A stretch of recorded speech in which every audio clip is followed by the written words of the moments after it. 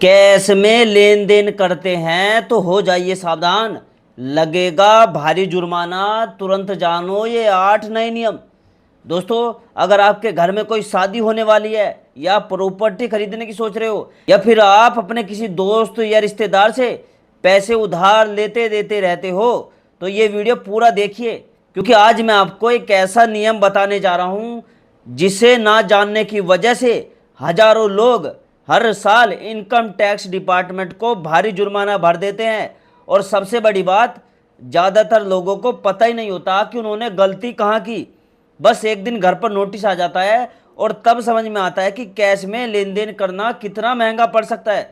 तो चलिए आज जानते हैं वो 8 नए नियम जो हर भारतीय नागरिक को पता होने चाहिए, वरना आपकी जेब पर सीधा असर पड़ेगा। दोस्तों देखिए, जो हम भारतीय है, हमें एक आदत है, कैश बहुत पसंद करते हैं हम। भले ही आजकल यूपीआई आ गया हो, ऑनलाइन पेमेंट का जमाना आ गया हो, फिर भी घर के छोटे मोटे खर्चे से लेकर बड़ी प्रॉपर्टी डील तक हम में से बहुत लोग कैश में ही लेन देन करना पसंद करते हैं। लेकिन आयकर अधिनियम 2025 के तहत सरकार ने कैश के इस्तेमाल को लेकर बहुत ही सख्त नियम बना दिया है। इन नियमों का मकसद है कि टैक्स चोरी को रोकना और लेन देन में पारदर्शिता लाना। तो अगर आप अनजाने में इन लिमिट को पार कर देते हो तो इनकम टैक्स विभाग आपकी जेब ढीली कर सकता है। तो चलिए पूरी वीडियो देखिएगा, एक एक करके सारे नियम समझाऊंगा, ताकि आगे चलकर आपको भविष्य में कभी भी दिक्कत नहीं होगी। ठीक है, अगर आप ये पूरी वीडियो देख लेते हो। देखो, सबसे पहला नियम है नगद प्राप्ति की सीमा का। देखो, ये नियम बहुत महत्वपूर्ण है, इसलिए ध्यान से सुनिए। अगर आप किसी एक व्यक्ति से एक दिन में या किसी एक इवेंट या ओकेजन के लिए 2 लाख रुपए या उससे ज़्यादा की रकम कैश में लेते हो तो ये गैर कानूनी है। मान लीजिए आपकी बेटी की शादी है और आपके किसी रिश्तेदार ने आपको 2.5 लाख रुपए कैश में शगुन के तौर पर दे दिए।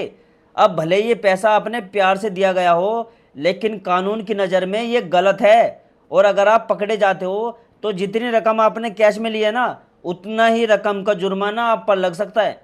यानी अगर आपने 2.5 लाख कैश में दिए तो 2.5 लाख का जुर्माना आपको भरना पड़ सकता है। सोचिए कितना बड़ा नुकसान हो सकता है। अब दूसरा नियम है लोन या डिपॉजिट लेने का। अगर आप किसी से कर्जा ले रहे हो या किसी की तरफ से कोई डिपॉजिट स्वीकार कर रहे हो तो 20,000 रुपये से ज़्यादा की रकम कैश में बिल्कुल भी ना ले।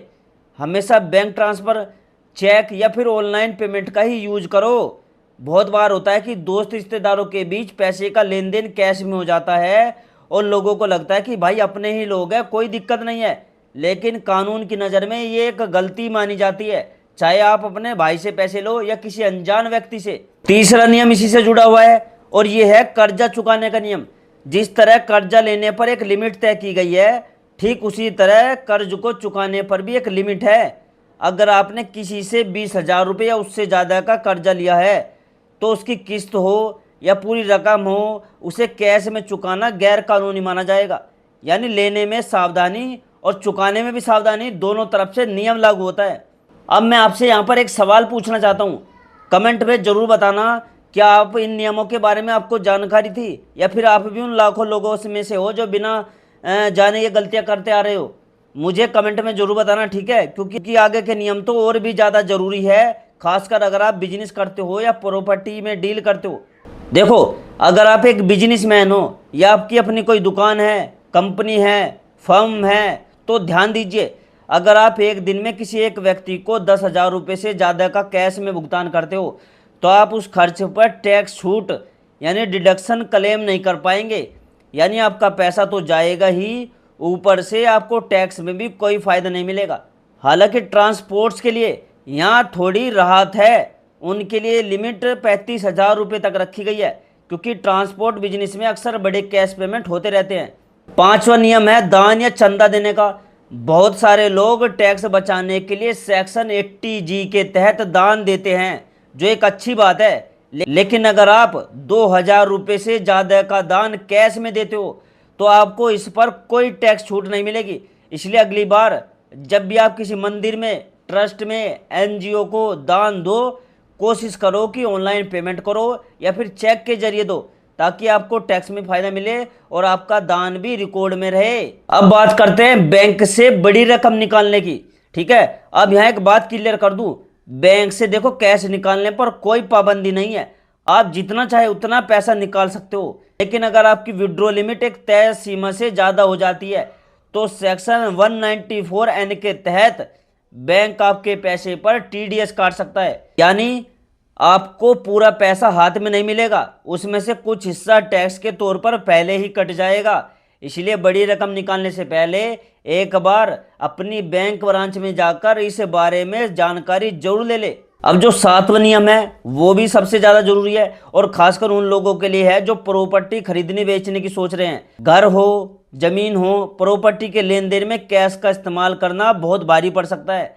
सेक्शन 269 एसएस के तहत प्रॉपर्टी की डील में 20,000 रुपये से ऊपर का कोई भी एडवांस या भुगतान कैश में करना पेनल्टी को खुला निमंत्रण देना जैसा है।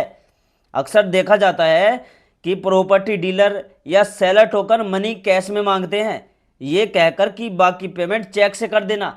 लेकिन अगर आप ऐसा करते हो तो आप खुद को बड़ी मुसीबत में डाल रहे हो। इसलिए प्रॉपर्टी की किसी भी डील में, चाहे टोकन मनी हो या फुल पेमेंट हो, हमेशा बैंकिंग चैनल का ही इस्तेमाल करिए।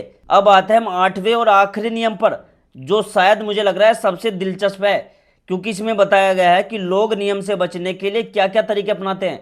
बहुत सारे लोग पेनल्टी से बचने के लिए एक बड़े भुगतान को छोटे छोटे हिस्सों में बांट देते हैं। जैसे मान लीजिए किसी को 3 लाख रुपए कैश में देने हैं तो वो सोचते हैं कि चलो एक दिन में 1.5 लाख दे देंगे और अगले दिन फिर 1.5 लाख दे देंगे।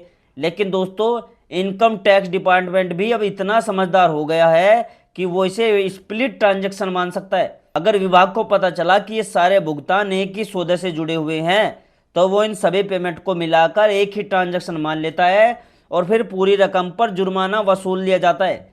तो ये चालाकी वाला तरीका अब काम नहीं आने वाला। तो दोस्तों, ये थे वो 8 नियम जो हर भारतीय नागरिक को पता होना चाहिए। चाहे आप एक आम इंसान हो, बिजनेसमैन हो, प्रॉपर्टी में डील करते हो, इन नियमों को नज़रअंदाज करना आप पर भारी पड़ सकता है। सबसे अच्छा तरीका दोस्तों यही है कि जहां तक हो सके बड़े लेन देन के लिए बैंकिंग चैनल का इस्तेमाल करो। बैंक ट्रांसफर कर सकते हो, चेक कर सकते हो या ऑनलाइन पेमेंट का इस्तेमाल कर सकते हो। इससे ना सिर्फ आप कानूनी मुसीबत से बचोगे बल्कि आपके पास हर लेन देन का रिकॉर्ड भी रहेगा जो आपके भविष्य में बहुत काम आएगा। ठीक है। और अगर दोस्तों आपको जानकारी उपयोगी लगी हो तो वीडियो को लाइक करिए, चैनल को सब्सक्राइब करिए और आप मुझे कमेंट में जरूर बताना कि आप ज़्यादा कैश में लेन देन करते हो या आप ऑनलाइन पेमेंट करते हो, एनईएफटी करते हो या चेक के थ्रू ज़्यादा पेमेंट करते हो। ठीक है, कमेंट में जरूर बताना।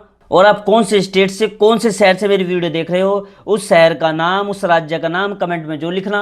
और दोस्तों, मैं मिलता हूँ आपसे अगली वीडियो में एक नई खबर, एक नई जानकारी के साथ। तब तक के लिए दोस्तों, जय हिंद, जय भारत।